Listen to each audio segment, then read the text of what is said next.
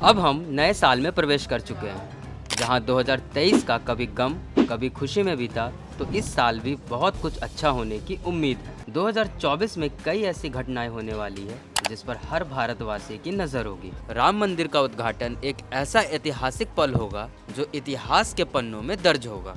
जिस राम मंदिर के लिए दशकों तक लंबी कानूनी लड़ाई लड़ी गई, वो मंदिर अब आकार ले रहा है। 22 जनवरी 2024 को मंदिर में भगवान रामलला की प्राण प्रतिष्ठा होगी, जिसके बाद मंदिर लोगों के लिए खुल जाएगा। इसी संबंध में आज मैं आपको रामायण और भगवान राम से संबंधित कुछ ऐसे रोचक तथ्य और कहानियाँ बताने जा रहा हूँ जो आपने बहुत कम ही सुना होगा। जब राम ने हनुमान को सुनाई थी मौत की सजा।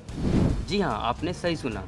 राम द्वारा राजा के रूप में अपने पिता का स्थान लेने के बाद नारद राज्य में सामंजस्य नहीं बना सके, इसलिए उन्होंने हनुमान और राम के बीच छल द्वारा मतभेद पैदा करने की कोशिश की।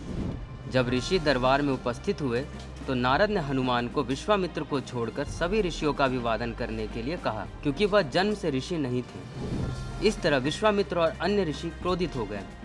विश्वामित्र और अन्य सभी ऋषियों ने भगवान राम से हनुमान को मृत्युदंड देने की मांग की। भगवान राम भी इस सजा के लिए मना नहीं कर सकते थे, क्योंकि विश्वामित्र उनके गुरु थे। राम ने हनुमान पर तीर चलाने का आदेश दिया, लेकिन कोई भी बाण हनुमान को नुकसान नहीं पहुंचा सका। तब भगवान राम ने अपने सबसे शक्तिशाली हथियार ब्रह्मास्त्र का इस्तेमाल किया, लेकिन वह भी हनुमान के आगे विफल हो गया। क्या आप जानते हैं ऐसा क्यों हुआ? क्योंकि जब राम तीर चलाते, हनुमान भगवान राम के नाम का जाप करने लगते। नारद को अपनी गलती का एहसास हुआ और उन्होंने विश्वामित्र से यह सब रोकने की विनती की और इस गलती के लिए माफी मांगी। क्या आपको पता है लक्ष्मण 14 साल तक जागते कैसे रहे? अपने पिता दशरथ द्वारा 14 साल के वनवास को स्वीकार कर जब भगवान राम अपने भाई लक्ष्मण और माता सीता के साथ वनवास के लिए प्रस्थान करने लगे, तब उर्मिला, जो कि लक्ष्मण की पत्नी थी, वह भी साथ जाने की जिद करने लगी।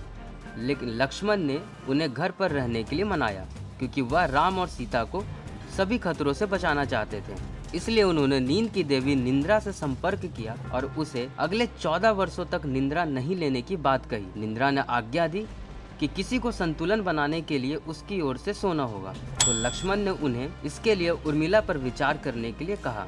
निंद्रा अयोध्या के महल में गई और उर्मिला से पूछा कि क्या वह लक्ष्मण की नींद लेना चाहती है, जिसके लिए वह सहर्ष तैयार हो गई और लक्ष्मण 14 वर्षों तक जागते रहे। राम के राज्याभिषेक के बाद तक उर्मिला 14 वर्षों तक सोती रही। यदि उर्मिला ने मदद ना की होती तो लक्ष्मण कभी भी मेघनाद का वध नहीं कर पाते, जिसे यह वरदान प्राप्त था कि केवल वही मार सकता है जो कई वर्षों तक सोया ना हो। इसी तरह के रोचक और अनसुने कहानी सुनने के लिए वीडियो को लाइक और शेयर जरूर करें और हमारे YouTube channel IBC 24 UP UK को सब्सक्राइब करना ना भूलें।